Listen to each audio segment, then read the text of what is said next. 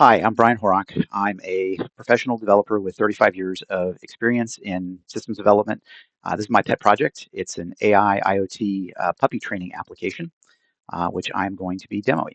So the Bring Your Own Android tablet. It currently is in beta on the Android store, closed beta, so you have to contact me. Today, the puppy can lick, nose, or paw on the screen to earn treats and Sonic rewards. Soon, the version I'm working on, and I've done a lot of these pieces, I usually build the things outside of the game and then integrate them in. Game development is not my expertise.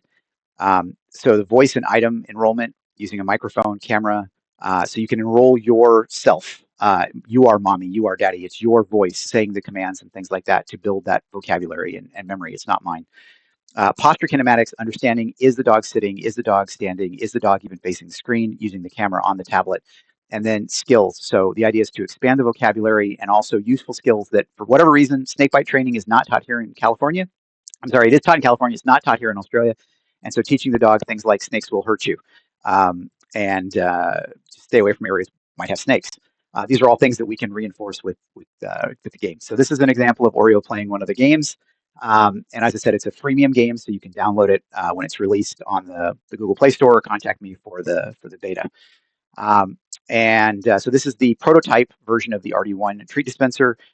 Prototypes are not designed to be pretty; they're designed to be modular and easily try different parts out and different combinations of things. So the next version will be designed for manufacturing.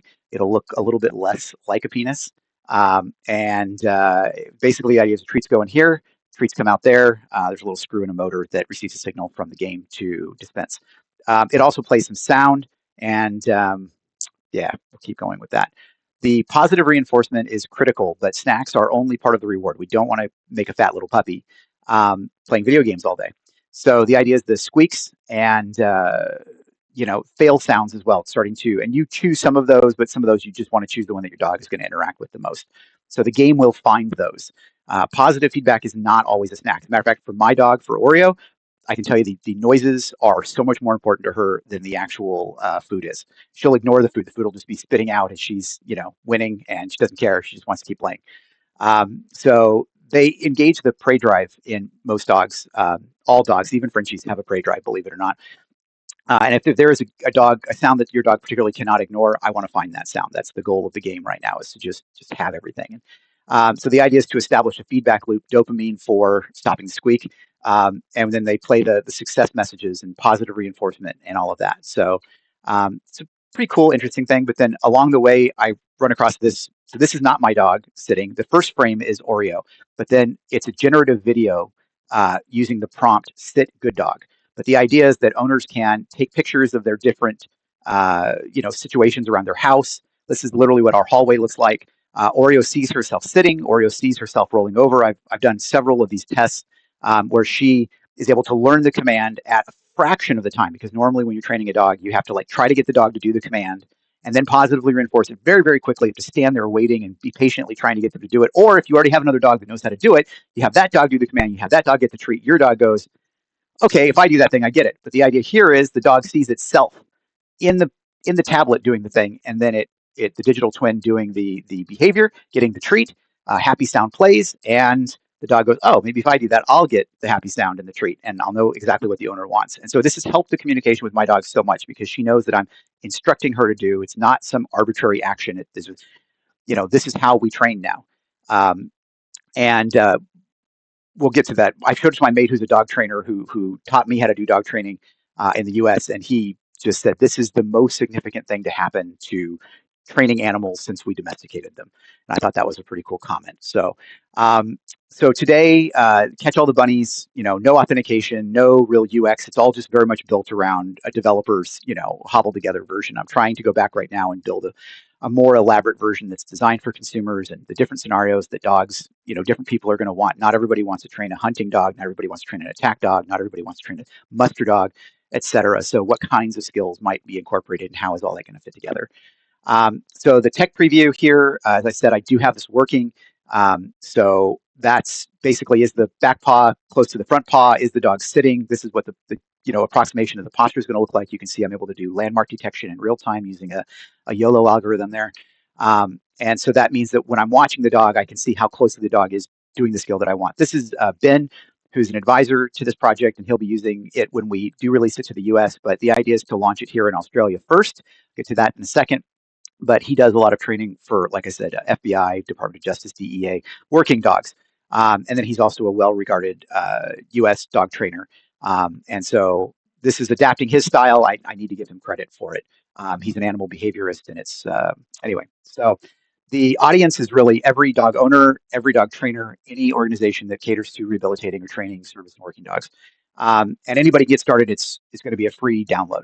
For the basic version. Basic Obedience should be free for everybody in the world if you have an Android tablet. Starts with enrollment. Tap the screen, get a treat. Just start interacting. Okay, when I interact with the screen, this thing happens, and then capture the slow moving animal, and then to faster moving animals and things like that. But also vocabulary coming up and showing the skills, and making who is mommy, who is daddy. Tap mommy, you get the treat. Tap daddy, daddy's on the screen. Nope, that doesn't get you a treat. So she can start to make those associations. Commands: sit, down, stay, walking. What does the green man on the a crosswalk look like? What does the red man look like? These types of high level things the dogs can absolutely look for and learn to do. All of their toys, being able to bring their toys into the game and give them all names. Go get your ball. Go get your rope. These types of things, and then to potentially more advanced concepts, more and less, good and bad, things like that. So. But even just, I want to say this is so that the beta I'm going to do with I want to do with the Glen Iris Dog Club. I'm going there this Sunday. Or is old enough to join now. So the requirements to be in the beta, if you're watching this, are to live within Melbourne eastern suburbs.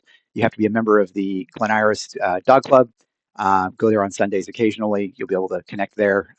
Have a puppy. You got to have a puppy. I'm not looking to teach old dogs new tricks right now, but I will make this available for all dogs. Just looking for puppies to kind of keep a reasonable sample. Also, we don't have a protective case in puppies. Just anyway. And then have your own Android tablet that you are responsible for. If it gets chewed up, it's not my fault. So this project is not sponsored, endorsed, or otherwise affiliated with the Glen Iris Dog Club at this point. Maybe something down the road, but who knows? And so if you're an investor and you think this is a great idea and you want to support how to build things in Australia, because this is me from the US coming to Australia in the last few years, trying to figure out how do you make things here, and it isn't easy. So I'm looking for Australian investors. Blackbird, if you're watching this, that's you. I want you. Maybe some others, but specifically Blackbird. I need somebody that just is a tech investor, and there aren't many of those in Australia. So this is the general operating model. I do have an expectation because there's the AI component to it. I will need to do some sort of credits-based system for skills, and when we teach a new skill, and if you wanted me to redo that, kind of things. So, but generally, it's not super expensive. Certainly less expensive than paying a human to sit there and do it. So, or having to do your own time doing it. So that's it. That's the presentation. I hope you enjoyed it.